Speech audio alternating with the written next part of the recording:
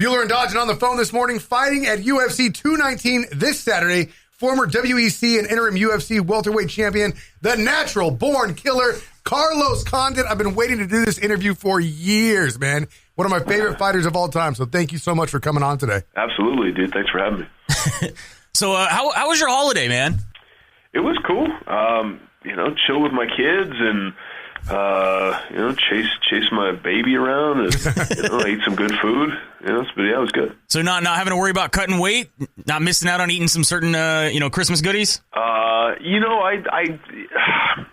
weight's good, but like I couldn't splurge, and I'm glad I didn't because my weight cut this week is going to be good. What is a traditional Christmas dinner in the Carlos Condit household?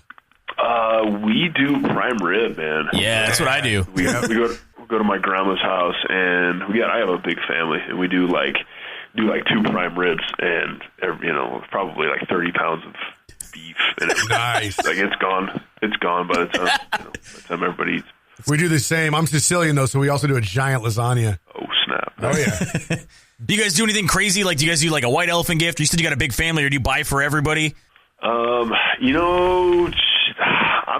not super big on gifts, man. I think everybody's got enough shit, honestly.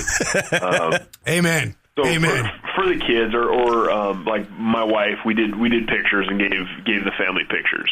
That's kind of that's and then if there's a special gift or for the young kids in the family, we'll do that. But yeah, I think honestly, on my side, it's if somebody, it'd be a gift if somebody came and took some shit from my house. Or took your kids for an extended weekend. Yeah, oh yeah, for sure. All right, well, in your last fight against Damian Maia, you seem to indicate that you might be stepping away from mixed martial arts, and now 16 months later, you're back. You're facing surging welterweight Neil Magny. What changed your mind to bring you back in here? A couple of things, man. I got back into training. Things were clicking. I was improving, learning new stuff, and ultimately, I really just want to get out there and try out my new toys. Yeah, I mean, you had a split decision loss recently, and that was one of those things where a lot of people felt like you didn't deserve to lose that fight. Did that kind of light your fire a little bit too? Yeah, it does. That was a bummer, and honestly, that fight affected me more than I realized as time went on. And so, if nothing else, getting out there and getting a really, if my career is going to end, I don't want it to end on 2 losses, especially after that last one where I went out there and fell on my face and just did not, compete to the best of my ability, which is, what really gets me. I don't care if I lose, whatever, but not doing my best sucks. I mean, what does the Natural Born Killer do after he leaves MMA? I heard something about an upstart coffee business. I mean, Natural Born Barista doesn't have the same ring, man. Yeah, man. I'm doing a coffee deal.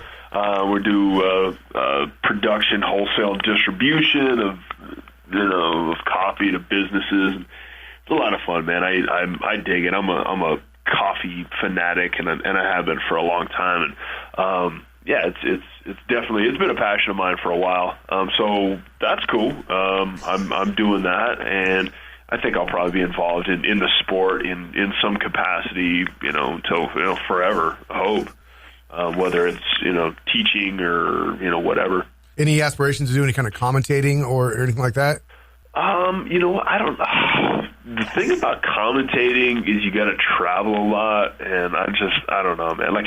I like the podcast format. I like talking about fighting quite a bit, but doing actual commentary. I know that I talked to Brian Stan, man, and Brian Stan was on the road freaking 80% of the year and away from his kids, and I was like, dang, I don't know if I could do that, honestly. Ultimately my most important job is being dad. And, of course. And for me that means being around my kids a lot. So commentary, I don't know. We'll see. What about that? I don't. Go ahead. Oh, I said the UFC show. What is it? What's it called again? The one that they do with the 4 panel people. UFC Tonight. UFC Tonight. What about something like that? Would that interest you? Honestly, no. I don't know if being in front of the cameras is my thing. Well, we have an open slot here anytime you want to, come in and sit down on our podcast and show. Yeah, next time you're coming through Northern California, you're more than welcome to join us, man. Okay, all right. Can I do a remote? Yes, we will set that up. 100%. So, okay, back to the coffee roasting thing. I kind of like the position here. You could do a natural born barista, natural born coffee, natural born creamer, and then what do you roast? Do you have a specific kind of roast that you like? So we do blends, man. The roaster that we work with does direct trade, so she actually goes out to Ethiopia. She goes to South America. She's got all kinds of, doing that in pursuit of coffee and making these connections. She's got all kinds of mosquito-borne diseases, so that's been crazy. And hey, as things progress, I might be going out and doing the same thing. So we do blends. Like Ethiopian and Brazil, or Ethiopian and Sumatran, depending on our particular roast.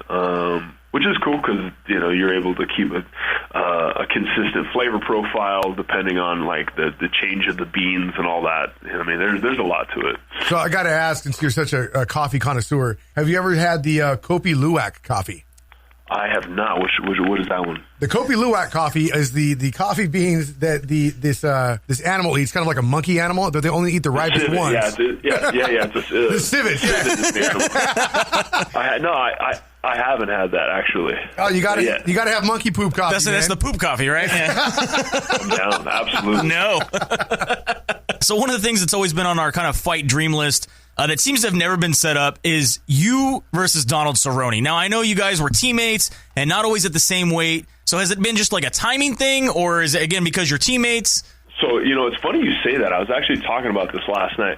So before Donald came down to Albuquerque, we were set to fight in a pro boxing fight years ago. Yeah. Like, I think I was like 19 or 20. And I've told him that, and he's like, I didn't know anything about it. Apparently, when his trainer set it up, and come day of fight, day of the weigh-ins, they're like, oh, he's not here, and so I ended up fighting a dude who was like way freaking bigger than me, and I have an 0-1 pro boxing record because of that. It's all Cerrone's fault for not showing up. Yeah. All right, well, before we let you go, we got one more question that we'd like to ask the fighters when they're on the show for the first time. It's a who would win in a fight question. Go ahead, Dodge. All right, Carlos. So who's going to win in a fight? A bear with machine guns for hands and feet, or a pterodactyl that poops chainsaws? Pterodactyl, bro. Air power is I like that. Quick to answer. Team Pterodactyl. Carlos Condit fighting, again, the Natural Born Killer. This Saturday, it is going down. Make sure you tune in and check it out. Carlos, thanks for being on the show, and best of luck to you this Saturday. All right, guys. Thanks.